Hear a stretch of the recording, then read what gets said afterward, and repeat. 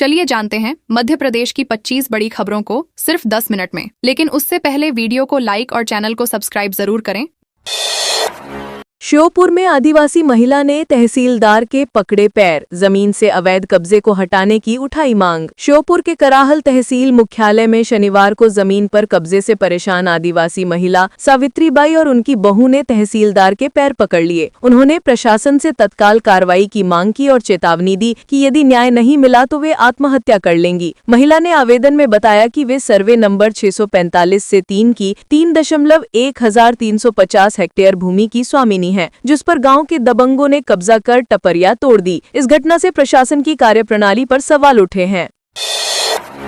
Bhim army और हिंदू संगठनों के बीच हुई झड़प, दतिया में पथराव से 3 लोग हुए घायल। दतिया जिले के इंदरगढ़ कस्बे में शनिवार दोपहर पुतला दहन को लेकर भीम आर्मी और हिंदू संगठनों में विवाद हो गया। दोनों पक्षों के बीच पथराव और झड़प शुरू हो गई। स्थिति बिगड़ने पर पुलिस ने लाठीचार्ज किया और वाटर कैनन का इस्तेमाल कर भीड़ को तितर बितर कर दिया। झड़प में 3 लोग घायल हो गए। कस्बे में तनाव को देखते हुए भारी पुलिस बल तैनात है। पुलिस ने भीम आर्मी नेता केशव यादव सहित 7 लोगों पर केस दर्ज किया है। तालाब में कार गिरने से भाजपा नेता समेत 2 की हुई मौत। कटनी में 2 युवकों ने तैरकर बचाई जान। कटनी जिले के बिलहरी क्षेत्र में शनिवार रात करीब 11:30 पर भाजपा युवा मोर्चा मंडल अध्यक्ष प्रशांत नायक समेत 2 लोगों की तालाब में डूबने से मौत हो गई। तेज रफ्तार के कारण कार चालक विकास तिवारी ने नियंत्रण खो दिया और वाहन पहले एक ऑटो से टकराकर लक्ष्मण सागर तालाब में गिर गया। कार में 4 लोग सवार थे, जिनमें 2 ने तैरकर जान बचा ली, जबकि प्रशांत नायक और अभिषेक चौरसिया की मौत हो गई। घटना से इलाके में शोक का माहौल है। शाजापुर में चलते ट्रक में लगी आग, नेशनल हाईवे 52 पर हुआ हादसा। शाजापुर जिले के मक्सी थाना क्षेत्र में रविवार सुबह NH 52 पर जलालपुर जोड़ के पास चलते ट्रक में अचानक आग लग गई। ट्रक चालक इरशाद और क्लीनर भूपेंद्र गुर्जर ने समय रहते कूदकर अपनी जान बचा ली। आग लगने के कुछ ही मिनटों में ट्रक पूरी तरह जलकर खाक हो गया। प्रारंभिक जाँच में शॉर्ट सर्किट से आग लगने की आशंका जताई जा रही है। हादसे की जानकारी मिलते ही फायर ब्रिगेड और पुलिस मौके पर पहुंची और आग पर काबू पाया गया। विदिशा में न्यायोत्सव की मैराथन हुई शुरुआत, 3 किलोमीटर तक दौड़े जज और वकील। विदिशा में रविवार को न्यायोत्सव विधिक सेवा जागरूकता सप्ताह की शुरुआत मैराथन दौड़ के साथ हुई। जिला विधिक सेवा प्राधिकरण द्वारा आयोजित 3.5 किमी की इस दौड़ में जज, वकील, न्यायालय कर्मचारी और उनके परिजनों ने उत्साहपूर्वक भाग लिया। कार्यक्रम का उद्देश्य जनता में न्यायिक सेवाओं के प्रति जागरूकता फैलाना था। प्रतिभागियों ने दुर्गानगर चौराहा, SCTI कॉलेज और अहमदपुर चौराहा होते हुए न्यायालय तक दौड़ लगाई। न्यायाधीशों ने न्याय को तेजी से लोगों तक पहुंचाने का संदेश दिया। श्योपुर जिले में कांग्रेस ने दिया धरना, फसलें बर्बाद होने पर किसानों को मुआवजा देने की उठाई मांग। श्योपुर जिले में भारी बारिश से सैकड़ों हेक्टेयर फसलें बर्बाद होने पर किसानों को मुआवजा न मिलने के विरोध में कांग्रेस ने पटेल चौक पर धरना शुरू किया। विधायक बाबू जंडेल ने कहा कि सरकार किसानों की अनदेखी कर रही है और केवल दिखावटी घोषणाएं कर रही है। उन्होंने आरोप लगाया कि फसल नुकसान की जानकारी होने के बावजूद मंत्री और प्रशासन ने मौके का जायजा नहीं लिया। धरना अनिश्चित काल तक जारी रहेगा, जब तक किसानों को मुआवजा और बीमा क्लेम नहीं मिलता।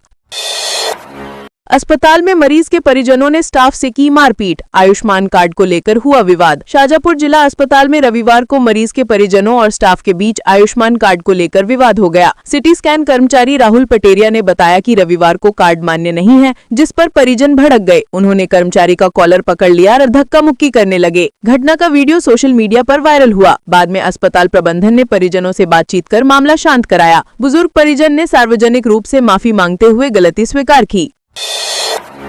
मझौली ने निकली विधिक जागरूकता रैली, नारे लगाते हुए चले वकील और पुलिस वाले। मझौली में रविवार को न्यायिक विधिक सेवा सप्ताह के तहत जागरूकता रैली निकाली गई। इसमें न्यायाधीश, वकील, पुलिसकर्मी और आमजन शामिल हुए। रैली का उद्देश्य लोगों को कानूनी अधिकारों और सरकारी योजनाओं की जानकारी देना था। ये रैली मझौली तिराहे से शुरू होकर मुख्य बाजार और भीड़ भाड़ वाले इलाकों से गुजरी। 2 घंटे तक चले इस अभियान में न्यायिक अधिकारियों ने लोगों को मुफ्त विधिक सहायता और संवैधानिक अधिकारों की जानकारी दी। प्रतिभागियों ने न्यायिक नारे भी लगाए।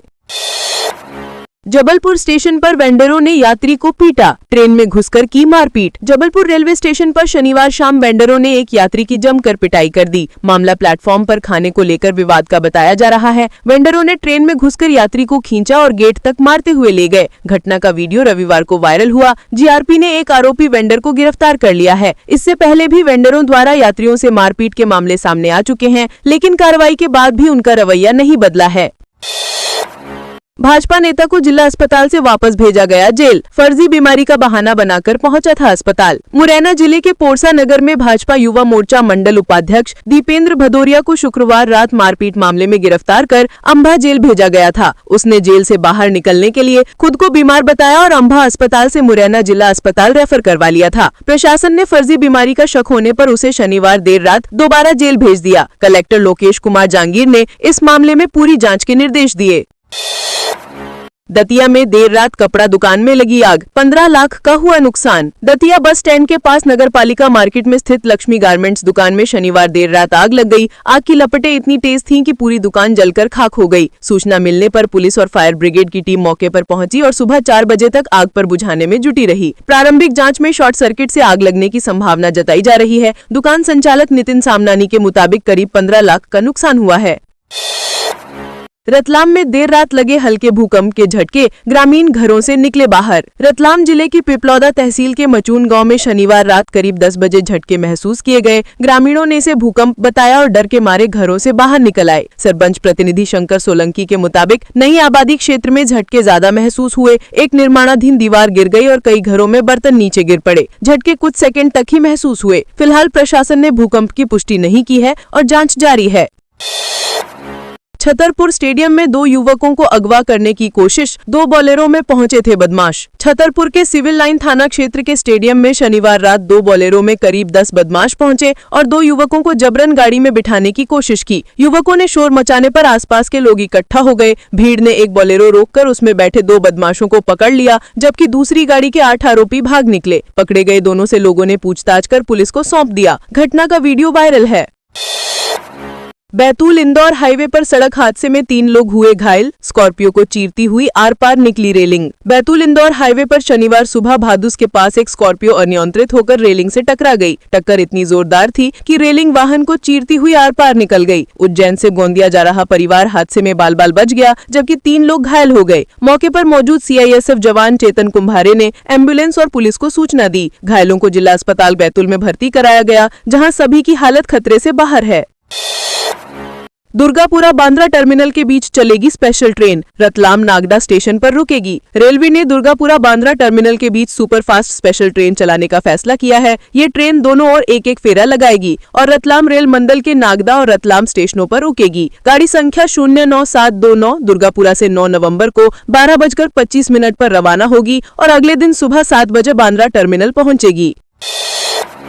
कमलनाथ ने सरकार और चुनाव आयोग पर लगाया आरोप, सोशल मीडिया पर लिखा अधूरी तैयारी के साथ शुरू हुई SIR। पूर्व मुख्यमंत्री कमलनाथ ने मतदाता सूची पुनर्निरीक्षण को लेकर राज्य सरकार और चुनाव आयोग पर गंभीर आरोप लगाए। उन्होंने सोशल मीडिया पर लिखा कि आयोग और प्रशासन ने अधूरी तैयारी के साथ ये प्रक्रिया शुरू की, जिससे लोकतंत्र की नींव हिल गई। उन्होंने कहा कि कई जिलों में मतदाता BLO का इंतजार कर रहे हैं और उन्हें आवश्यक फॉर्म भी नहीं मिले हैं। कमलनाथ ने SIR प्रक्रिया को तुगलकी फरमान करार दिया।